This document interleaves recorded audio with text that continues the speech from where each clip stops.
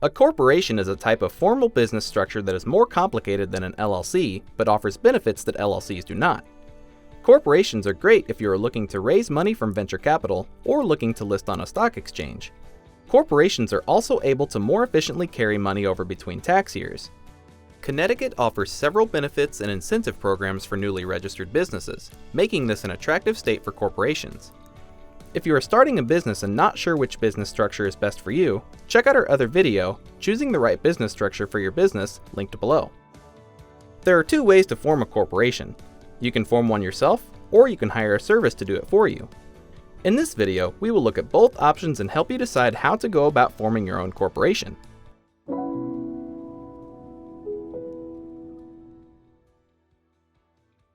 Remember, this video is not legal advice. If you are unsure of whether your company should be a corporation, consult with an accountant or an attorney. By forming a corporation on your own, you can save yourself some money. Let's start by looking at the steps to form a corporation on your own. 1. Choose and secure your corporation's name.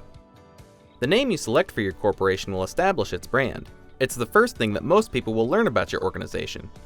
It's important to pick a name that both aligns with your brand and follows the rules of naming guidelines in Connecticut. You'll need to check Connecticut's specific naming requirements, but you should follow these general rules when choosing a name. Your name must contain the word corporation, company, incorporated, limited, or an abbreviation of one of these terms. Your name cannot use the words bank, trust, trustee, credit union, or other related words without approval. Your name cannot include words that could confuse your corporation with a government agency such as FBI, Treasury, State Department, etc. The name must be distinct from that of any other corporation in Connecticut. For more information on what makes a name distinct, as well as Connecticut's specific naming requirements, check out our other video, How to Name Your Business in Connecticut, linked below.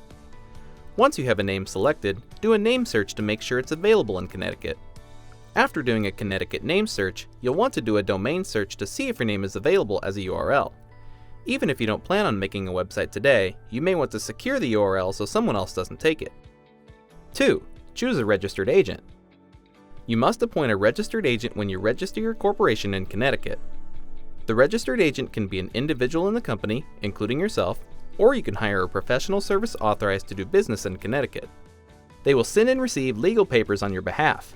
These documents include official correspondence, like legal summons and document filings, which your registered agent will receive and forward to you. Your registered agent will also help remind you to file the necessary reports. Failure to properly maintain your corporation can result in fines and dissolution, so this assistance is valuable. Designating someone else to serve as a registered agent for your corporation has its benefits.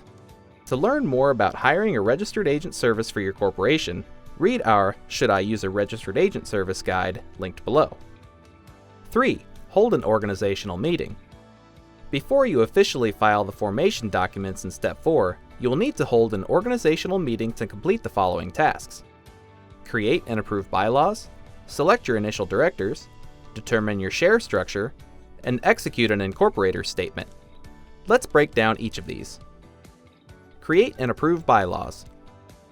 Bylaws are the rules that determine how your organization will be governed and run. You can think about the bylaws as a constitution for your corporation. It makes the rules and priorities clear for everyone involved. A corporation's bylaws will supplement any rules set forth by the federal government or the state.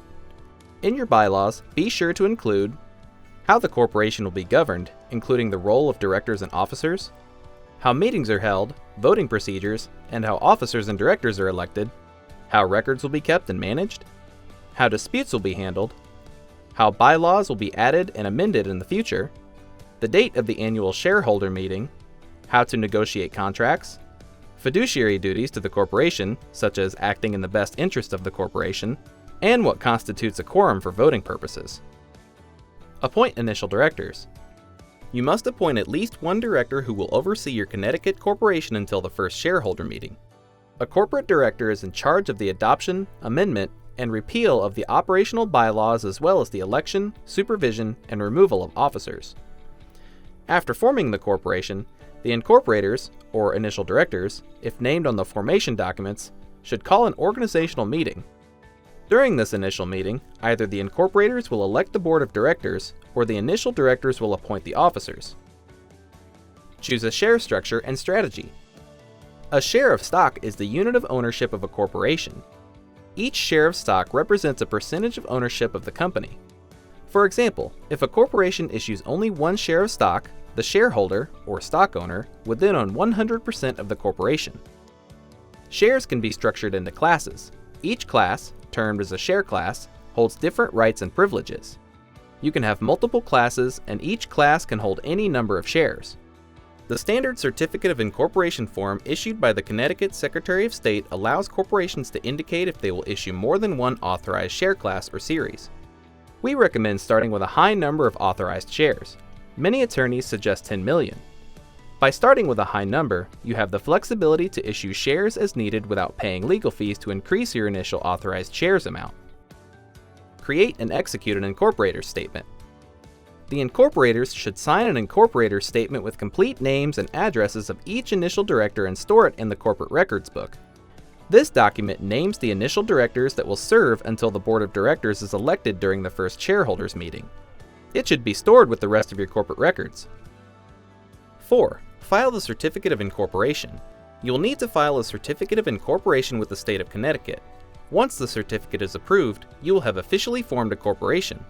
You can file online, by mail, or in person with the Connecticut Secretary of State. Filing fees vary, so check out our page linked below for more information. The formation documents will cover the basics of your corporation, including your corporate name and principal address, your registered agent's name and street address, and the number of authorized shares your corporation is allowed to issue. As mentioned in the previous section, the standard Certificate of Incorporation form allows you to indicate if your corporation will issue more than one authorized share class or series. 5. Get an EIN. Lastly, you'll need to get an Employer Identification Number, or EIN, from the IRS. Also known as a Federal Tax Identification Number, your EIN is like a Social Security number for your corporation. An EIN is how the IRS tracks your business for tax purposes, but it's also necessary to open a business bank account and legally hire employees.